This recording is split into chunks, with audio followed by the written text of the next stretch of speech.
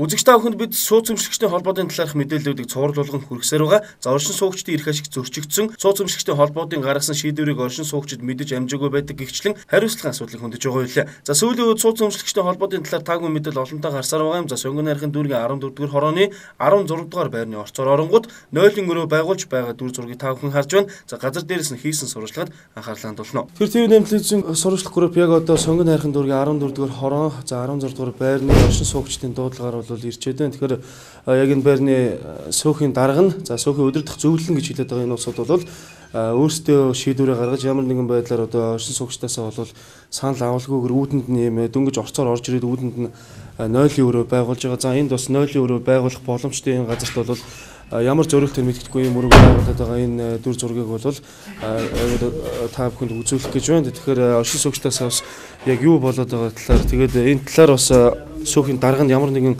тайлбар юм хийж исэн юм уу гэдгийг бас асуух хэрэгтэй байна.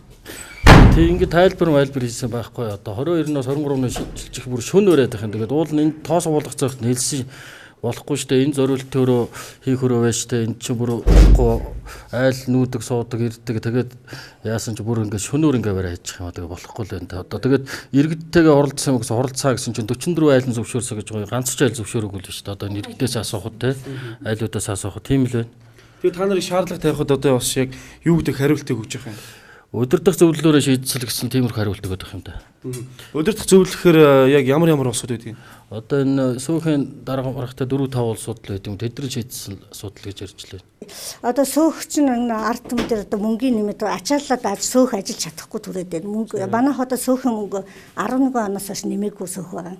Одоо лефт хэрэгэлдэггүй айлууд нь 7500, лефт хэрэгэлд нь 11000 төгрөг төлдөг. Тэргээр одоо сөөх бол ажиллаа явуулж чадахгүй болж байна. Тэгээд юу ягаад энд нэг өрөө хөсөлдөг, энд нэг өрөө хөсөлдөг, энд жижүүр амьдэрдэг. Тэгээ энэ улсад хамгийн наад зах нь хүний эрх биш чинь 0-оор хангагдах хэрэгтэй шүү дээ. Тэгээд нөгөө хоёр байр нь 0-тай. Хоёр нь 0-гүй. Энэ хоёр нь болохоор нөгөө баруудынхаа 0-д гүйж хурж бийцдэг. Айл болохоор 74-нд ч юм хийж болоогүй юм. Болоогүй юм харин. Энэ хоёр хүний эрх ашиг болж байгаа гэдээс бол бүх сууж байгаа хүн амьтны эрх зөрчиж байгаа юм асуулт. Зөрчигдөд байх юм байгаагүй. Нөгөө хоёр байр нь мөн адилхан юм 0-тай. Ийм байгаа. Удирдах зөвлөлд тогтоох шийдвэр гарсан байгаа. Сүүлийн удирдах зөвлөлд ямар усуд байт юм бэ? Байр болгоноос нэг гишүүн айл төлөвлөлд орсон 5 хүнтэй зөв удирдах байдаг байна. Та нар юугаа тэгж төлөвлөж байна? Энд чинь 0-ын шугам бариулахгүй нөө. Бариулна чи бүгдээрээ бариулахгүй за. Бариулна чи шийдвэр гаргасан. Сууц өмшигчдийн холбооны даргын хэлж байгаагаар бол түүний хариуцдаг бүх байранд ийм 0-ын өрөөг байгуулсан байгаа юм. За гэхдээ энэ нь наандаж хүн орж гарах нүүц суухад хүндрэлтэй нөхцөл байдал үүссэн байдалтай байлаа. Зуг 0-ын өрөөг орчны жижүүрийн бие засах өрөөнд зориулж байгаа гэж та бүхэн дээр сонссон байх.